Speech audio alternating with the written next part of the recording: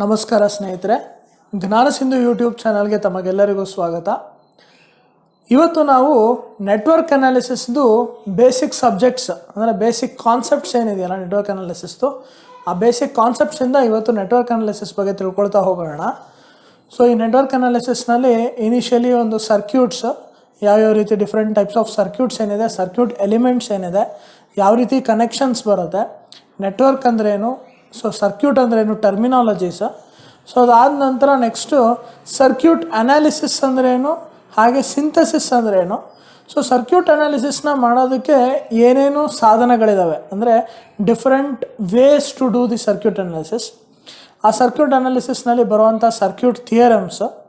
So ಹೀಗೆ next A C circuit ಅನಾಲಿಸಿಸಲ್ಲಿ different types of ಸಿಗ್ನಲ್ಸ್ಗೆ ಯಾವ್ಯಾವ ರೀತಿ ಅನಾಲಿಸಿಸ್ ಮಾಡಬೇಕು ಅನ್ನೋದನ್ನು ಒಂದೊಂದೇ ಕ್ಲಾಸ್ನಲ್ಲಿ ತಿಳ್ಕೊಳ್ತಾ ಹೋಗೋಣ. ಸೊ ಬೇಸಿಕಲಿ ಎರಡು ಡಿಫ್ರೆಂಟ್ ನೇಮ್ಸ್ನಲ್ಲಿ ಕರೀತಾರೆ, ನೆಟ್ವರ್ಕ್ ಮತ್ತು ಸರ್ಕ್ಯೂಟ್. ಸೊ ನೆಟ್ವರ್ಕ್ ಅನಾಲಿಸಿಸ್ ಅಂತ ಕರೀತಾರೆ, ಕೆಲವು ಕಡೆ ಸರ್ಕ್ಯೂಟ್ ಅನಾಲಿಸಿಸ್ ಅಂತಲೂ ಕೂಡ ಕರೀತಾರೆ.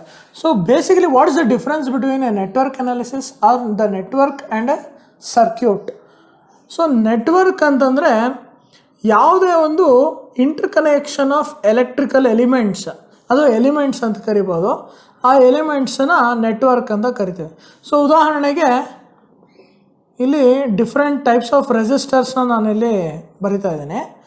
So interconnection of different network elements in any fashion. So ಈ ಒಂದು ಇಂಟರ್ ಕನೆಕ್ಟೆಡ್ ಸರ್ಕ್ಯೂಟ್ ಎಲಿಮೆಂಟ್ಸನ್ನು this is called a network. So circuit ಅಂತಂದರೆ ಯಾವಾಗ ಹೇಳ್ತಾರೆ ಅಂತಂದರೆ when this interconnection of elements forms a closed loop.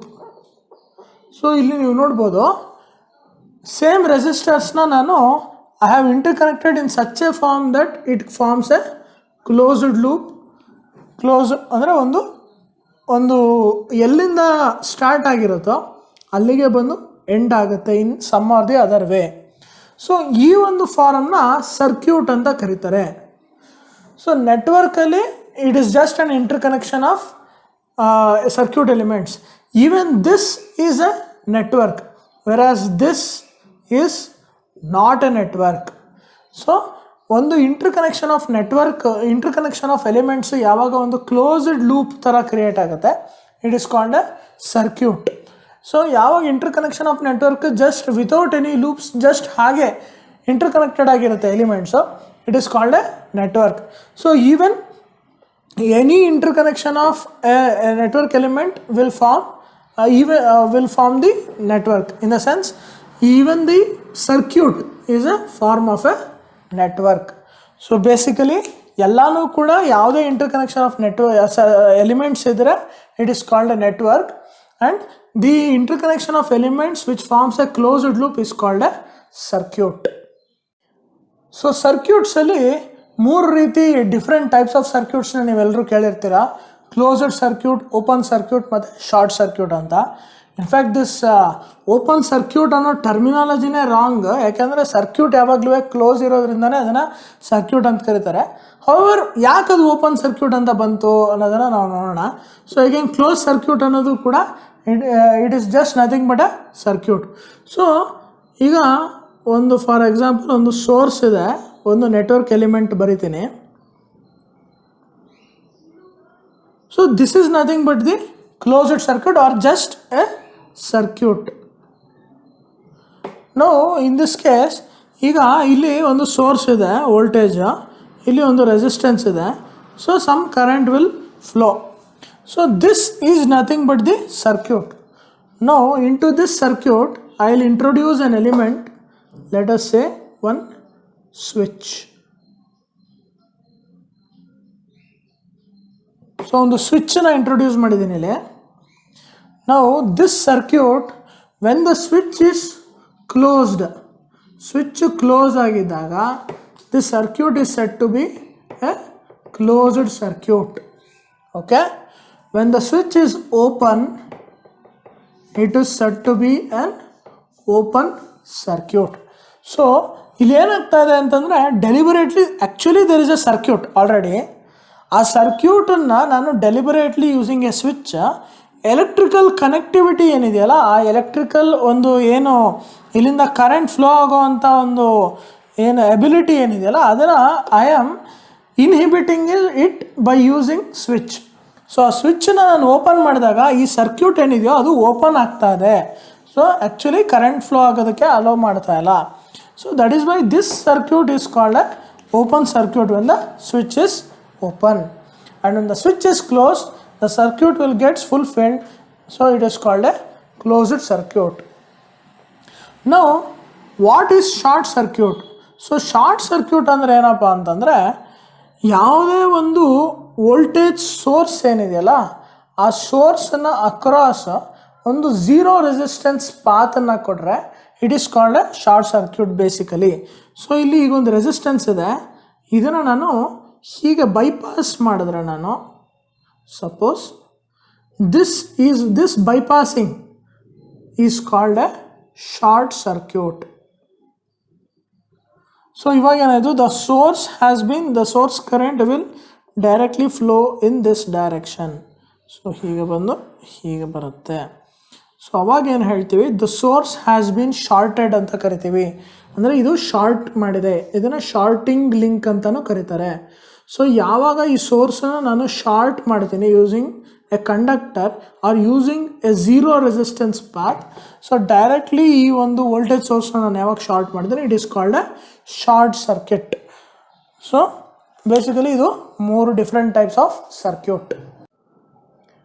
So circuit elements ಬಂದು ನಿಮಗೆ ಅದನ್ನು ಬ್ರಾಡಾಗಿ ಸೋರ್ಸ್ ಮತ್ತು ಸಿಂಕ್ ಅಂತ ಕ್ಲಾಸಿಫೈ ಮಾಡ್ಬೋದು. ಸೋರ್ಸ್ ಅಂದರೆ ಯಾವುದು ಪವರ್ ಸಪ್ಲೈನ ಅಥವಾ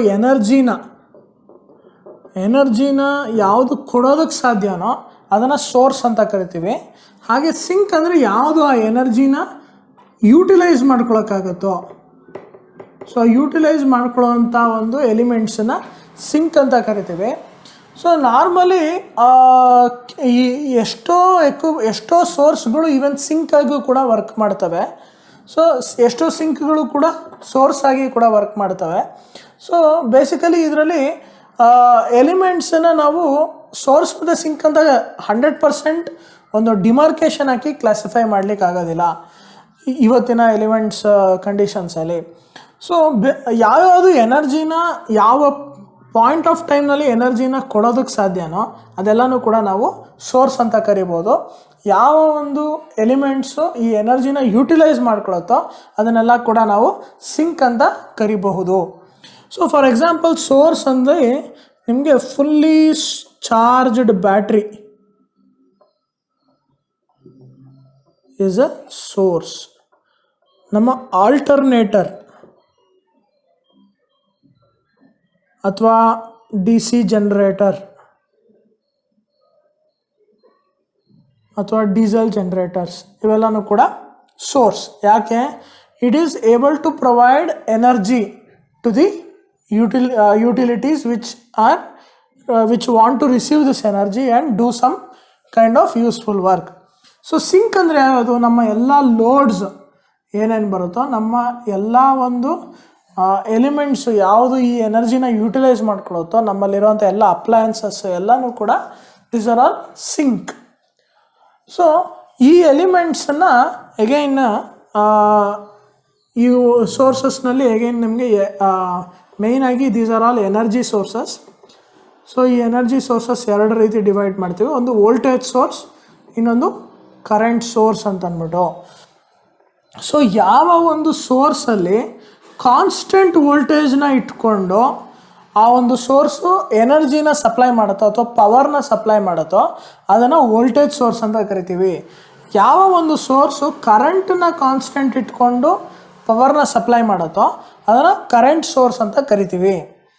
ಸೊ ಸಿಂಕಲ್ಲಿ ನಿಮಗೆ ಅಂದರೆ ಯಾವುದು ಡಿಫ್ರೆಂಟ್ ಟೈಪ್ಸ್ ಆಫ್ ಲೋಡ್ಸಲ್ಲಿ ಎಗೈನ್ 5 ಥರ ಡಿಫ್ರೆಂಟ್ ಡಿವಿಷನ್ಸ್ ಬರುತ್ತೆ. ಒಂದು ಲಂಪ್ಡ್ ಲೋಡ್ ಮತ್ತು distributed load.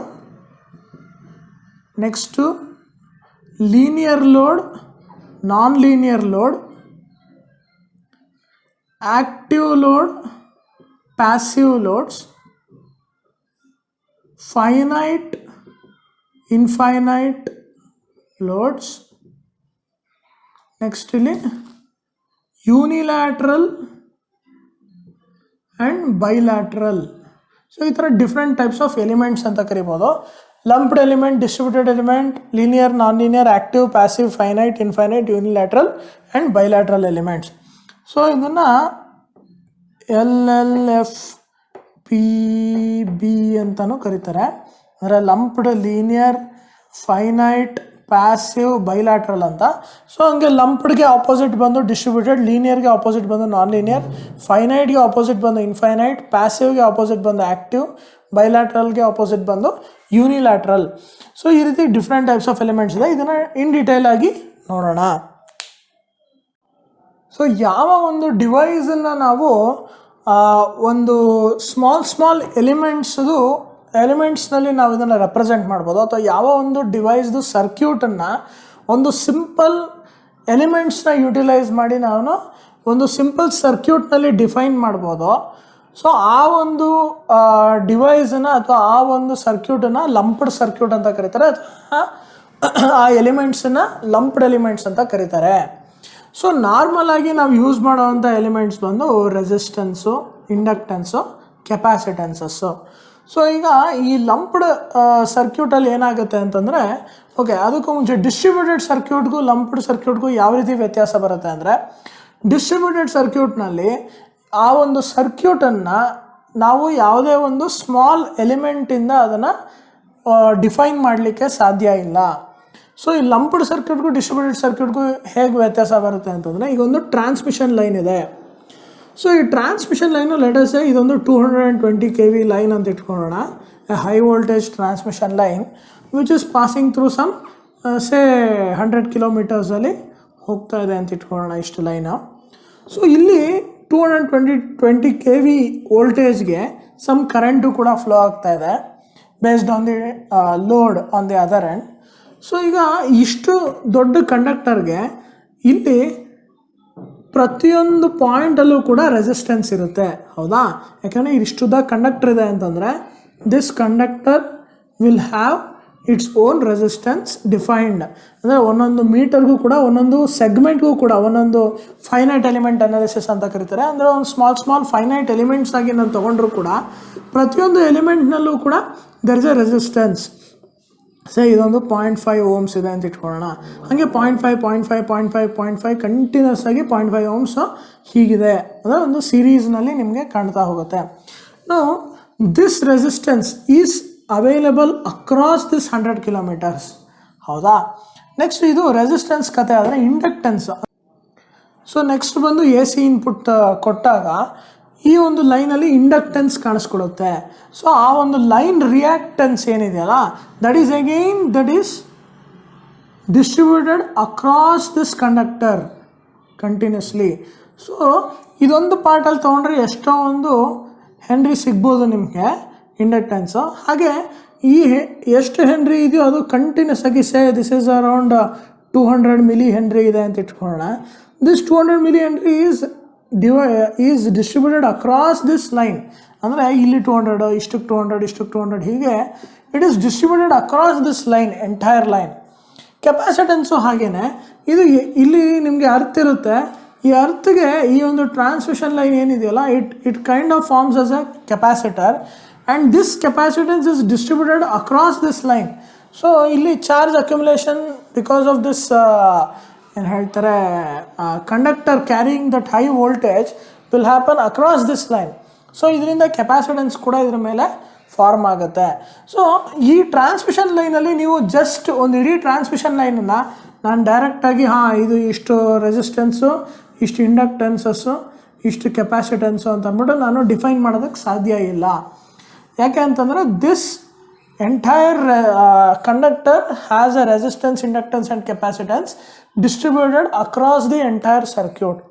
So this kind of ಇದನ್ನು ನೆಟ್ವರ್ಕನ್ನು ಡಿಸ್ಟ್ರಿಬ್ಯೂಟೆಡ್ ನೆಟ್ವರ್ಕ್ ಅಂತ ಕರೀತಾರೆ, where the parameters, the electrical elements are distributed along the ಏನು ಒಂದು ಎಂಟೈರ್ ಅದರದ್ದು ನೆಟ್ವರ್ಕ್ ಏನಿದೆ ಅದರಲ್ಲೆಲ್ಲ ಕಂಪ್ಲೀಟಾಗಿ ಡಿಸ್ಟ್ರಿಬ್ಯೂಟ್ ಆಗಿದೆ. ಸೊ ಈ ಒಂದು ಎಂಟೈರ್ ಇದರಲ್ಲಿ ಡಿಸ್ಟ್ರಿಬ್ಯೂಟ್ ಆಗಿರೋಂಥ ನೆಟ್ವರ್ಕನ್ನು let us assume that I want to model this distributed network. So ನಾನೊಂದು ಸಿಸ್ಟಮಲ್ಲಿ ಒಂದು ನೆಟ್ವರ್ಕ್ ಸಿಂಪಲಾಗಿ ಒಂದು ಮಾಡಲು ಮಾಡಬೇಕು ಅಂತಂದರೆ ನಾನು ಇದ್ರದ್ದು ಎಂಟೈರ್ ನೆಟ್ವರ್ಕ್ದನ್ನು ಐ ವಿಲ್ ಬಿ ಅಪ್ರಾಕ್ಸಿಮೇಟಿಂಗ್, ಅಂದರೆ ಇಲ್ಲಿ ಬರುವಂಥ ಎಂಟೈರ್ ರೆಸಿಸ್ಟೆನ್ಸ್ನ ಸಮಪ್ ಮಾಡಿ ನಾನು ಒಂದು ಪರ್ಟಿಕ್ಯುಲರ್ ರೆಸಿಸ್ಟೆನ್ಸ್ ಸೇ ಅರೌಂಡ್ 10 ohms ಅಂತ ಅಂದ್ಬಿಟ್ಟು, ಇದು ಒಂದು ಸೇ ಒಂದು 300 ಇಂಡಕ್ಟೆನ್ಸ್ ಇದೆ ಅಂತ ಅಂದ್ಬಿಟ್ಟು, ಇದೊಂದು ಕೆಪಾಸಿಟೆನ್ಸು ಸೇ 0.5 ಮೈಕ್ರೋಫ್ಯಾರಡ್ ಇದೆ ಅಂತ ಅಂದ್ಬಿಟ್ಟು ನಾನು ಇದನ್ನು ಅಪ್ರಾಕ್ಸಿಮೇಟಾಗಿ ಒಂದೇ ಕಡೆಗೆ ಗುಂಪುಗೂಡಿಸ್ತೀನಿ, ಒಂದೇ ಕಡೆಗೆ ಲಂಪ್ ಮಾಡ್ತೀನಿ. So this kind of lumping of the entire distributed parameters is called a lumped network. So ಈ ಲಂಪ್ಡ್ ನೆಟ್ವರ್ಕಲ್ಲಿ ಏನಾಗುತ್ತೆ ಅಂತಂದರೆ you are going to actually lump your entire network, ಅಂದರೆ ಒಂದು ನೆಟ್ವರ್ಕ್ ಎಲಿಮೆಂಟನ್ನು ಅಪ್ರಾಕ್ಸಿಮೇಟ್ ಮಾಡಿ you are going to put it as a single value element. So this is the difference between your lumped network and distributed network. So ನಾವು ಲ್ಯಾಬಲ್ಲೆಲ್ಲ ಮಾಡೋವಂಥದ್ದೆಲ್ಲನೂ ನಾವು ಈ small ಒಂದು resistance, ಇಂಡಕ್ಟರ್ಸು ಮತ್ತು ಕೆಪಾಸಿಟೆನ್ಸನ್ನ ನಾವು ಡೈರೆಕ್ಟಾಗಿ ಬ್ರೆಡ್ ಬೋರ್ಡ್ ಮೇಲೆ ಹಾಕ್ತೀವಿ, which is actually a lumped form of a big network. So in general ಒಂದು ಎಲೆಕ್ಟ್ರಿಕಲ್ ಸಿಸ್ಟಮ್ಸಲ್ಲಿ ಅಥವಾ ದೊಡ್ಡ ಪವರ್ ಸಿಸ್ಟಮ್ಸಲ್ಲಿ ನಾವು ನೋಡೋದೆಲ್ಲನೂ ಕೂಡ it is a distributed network. So next ನಾವು ಲೀನಿಯರ್ ಮತ್ತು ನಾನ್ ಲೀನಿಯರ್ ನೆಟ್ವರ್ಕ್ ಮಧ್ಯೆ ಇರೋವಂಥ ವ್ಯತ್ಯಾಸ ತಿಳ್ಕೊಳ್ಳೋಣ. ಸೊ ಲೀನಿಯರ್ ನೆಟ್ವರ್ಕ್ ಅಂತಂದರೆ ಯಾವುದೋ ಒಂದು VI ಕ್ಯಾರೆಕ್ಟರಿಸ್ಟಿಕ್ಸ್, ಅಂದರೆ ವೋಲ್ಟೇಜ್ ಆ್ಯಂಡ್ ಕರೆಂಟ್ ಕ್ಯಾರೆಕ್ಟರಿಸ್ಟಿಕ್ಸ್ ಏನಿದೆಯಲ್ಲ, ಇದು ಲೀನಿಯರ್ ಆಗಿದೆ, ಅಂದರೆ ಸ್ಟ್ರೈಟ್ ಲೈನ್ ಆಗಿದೆ. ಸೊ ಇದನ್ನು ನಾವು ಲೀನಿಯರ್ ಕ್ಯಾರೆಕ್ಟರಿಸ್ಟಿಕ್ಸ್ ಅಥವಾ we call this as the voltage and current are going linearly ಅಥವಾ they are varying linearly. So ಯಾವಾಗ ಒಂದು ಎಕ್ಸ್ ವೋಲ್ಟೇಜ್ ಚೇಂಜ್ ಆದಾಗ ಅದಕ್ಕೆ ತಕ್ಕಂಗೆ ಈಕ್ವಲ್ ಪ್ರಪೋರ್ಷನಲ್ಲಿ ಒಂದು ಕರೆಂಟು ಕೂಡ ಪ್ರಪೋರ್ಷನೇಟ್ಲಿ ಚೇಂಜ್ ಆಗ್ತಾ ಹೋಗುತ್ತೆ. So this kind of circuit is called a linear circuit. Versus non linear circuit ಅಂತಂದರೆ where VI characteristics is not a linear which doesn't go on a proportional basis. So ಈ linear devices ಎಲ್ಲನೂ ಏನಪ್ಪ ಅಂತಂದರೆ ನಮಗೆ Ohm's ಲಾನ follow ಮಾಡ್ತವೆ. So linear devices ಎಲ್ಲನೂ ಕೂಡ ಒಂದು ಬಂದು ರೆಸಿಸ್ಟೆನ್ಸ್ ಇದೆ, resistance is linear device, a capacitor and an inductor which is not having initial conditions, ಅಂದರೆ ಯಾವುದಕ್ಕೆ ಇನಿಷಿಯಲಿ ಚಾರ್ಜ್ ಇಲ್ಲದೇ ನಾವು ಒಂದು ವಿತೌಟ್ ಇನಿಷಿಯಲ್ ಕಂಡೀಷನ್ ಒಂದು ಕೆಪಾಸಿಟರ್ ಮತ್ತು ಇಂಡಕ್ಟರ್ನ ಅನಲೈಸ್ ಮಾಡ್ತೀವೋ then that becomes the linear circuit. Non linear ಸರ್ಕ್ಯೂಟಲ್ಲಿ diode is a non linear circuit, a transistor is a non linear circuit. Any circuit which involve silicon basically, ಅಂದರೆ MOSFET, JFET ಇದೆಲ್ಲನೂ ಕೂಡ it is a non linear device. ಅಂದರೆ ಅದರದ್ದು VI ಕ್ಯಾರೆಕ್ಟರಿಸ್ಟಿಕ್ಸ್ ಏನಿದೆಯಲ್ಲ those are all not linear, they do not follow Ohm's law. So Ohm's law ಏನು ಅಂತ ಅಂದ್ಬಿಟ್ಟು ನೆಕ್ಸ್ಟ್ ಮುಂದೆ ಹೇಳ್ತೀನಿ ನಾನು. ಸೊ ಈಗ ಸದ್ಯಕ್ಕೆ V ಮತ್ತು I ಅಂದರೆ the voltage and the current characteristics, ಅಂದರೆ ಯಾವ ಒಂದು ಎಲಿಮೆಂಟ್ಗೆ ನಾನೊಂದು ಒಂದು ವೋಲ್ಟೇಜ್ನ ಕೊಟ್ಟರೆ ಸೊ ಅದಕ್ಕೆ ಏನೋ ಒಂದು ಕರೆಂಟ್ ಬರುತ್ತೆ, ನಾನು ಅದೇ ವೋಲ್ಟೇಜ್ನ ಪ್ರಪೋರ್ಷನೇಟ್ಲಿ ಇನ್ಕ್ರೀಸ್ ಮಾಡಿದ್ರೆ ಸೊ ಕರೆಂಟು ಕೂಡ ಅದೇ ಪ್ರಪೋರ್ಷನಲ್ಲಿ ಇನ್ಕ್ರೀಸ್ ಆಗಬೇಕು.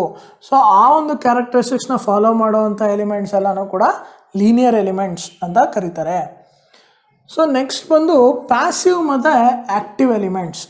ಸೊ ಪ್ಯಾಸಿವ್ ಎಲಿಮೆಂಟ್ ಅನ್ನೋದಕ್ಕಿಂತ ಫಸ್ಟ್ ಪ್ಯಾಸಿವ್ ಎಲಿಮೆಂಟ್ ಅಂತಂದರೆ ಬೇಸಿಕಲಿ ಯಾವುದು ಎನರ್ಜಿನ ಡಿಸಿಪೇಟ್ ಮಾಡುತ್ತೆ ಮತ್ತು ಅಥವಾ ಸ್ಟೋರ್ ಮಾಡುವಂಥ ಕೆಪಬಿಲಿಟಿ ಇರುತ್ತೆ. ಸೊ ಅದನ್ನು ಪ್ಯಾಸಿವ್ ಎಲಿಮೆಂಟ್ಸ್ ಅಂತ ಕರಿಬಹುದು. ಸೊ ಇನ್ನೂ ಇದಾಗಿ ಹೇಳಬೇಕು ಅಂತಂದರೆ ಯಾವುದಕ್ಕೆ ನೆಗೆಟಿವ್ ರೆಸಿಸ್ಟೆನ್ಸ್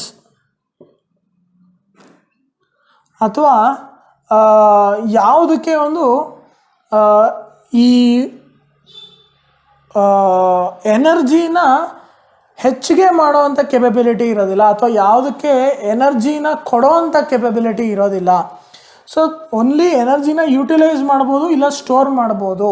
ಸೊ ಆ ಕೆಪಬಿಲಿಟಿ ಇರೋವಂಥ ಎಕ್ವಿಪ್ಮೆಂಟ್ಸ್ ಎಲ್ಲನೂ, ಅಥವಾ ಆ ಕೆಪಬಿಲಿಟಿ ಇರೋವಂಥ ಎಲಿಮೆಂಟ್ಸ್ ಎಲ್ಲನೂ ಕೂಡ ನಾವು ಪ್ಯಾಸಿವ್ ಎಲಿಮೆಂಟ್ಸ್ ಅಂತ ಕರಿತೀವಿ.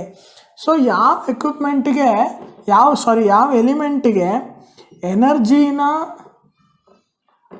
ಕೊಡೋವಂಥ, ಅಂದರೆ ಸಪ್ಲೈ ಮಾಡೋವಂಥ ಕೆಪಬಿಲಿಟಿ ಇದೆಯೋ, ಆ್ಯಂಡ್ ಯಾವ ಎಲಿಮೆಂಟ್ಸ್ಗೆ ಎನರ್ಜಿನ ಬೂಸ್ಟ್ ಮಾಡುವಂಥ ಕೆಪಬಿಲಿಟಿ ಇದೆಯೋ, ಅದನ್ನೆಲ್ಲನೂ ಕೂಡ ಆ್ಯಕ್ಟಿವ್ ಎಲಿಮೆಂಟ್ಸ್ ಅಂತ ಕರೀತಾರೆ. ಸೊ ಆ್ಯಕ್ಟಿವ್ ಎಲಿಮೆಂಟ್ಸ್ ಬಂದು ಎಲ್ಲ ಸೋರ್ಸಸ್, ಸೊ ಎಲ್ಲ ವೋಲ್ಟೇಜ್ ಸೋರ್ಸ್, ಕರೆಂಟ್ ಸೋರ್ಸ್, ಇದೆಲ್ಲದಕ್ಕೂ ಕೂಡ ಆ್ಯಕ್ಟಿವ್ ಎಲಿಮೆಂಟ್ಸ್ ಅಂತ ಕರೀತಾರೆ.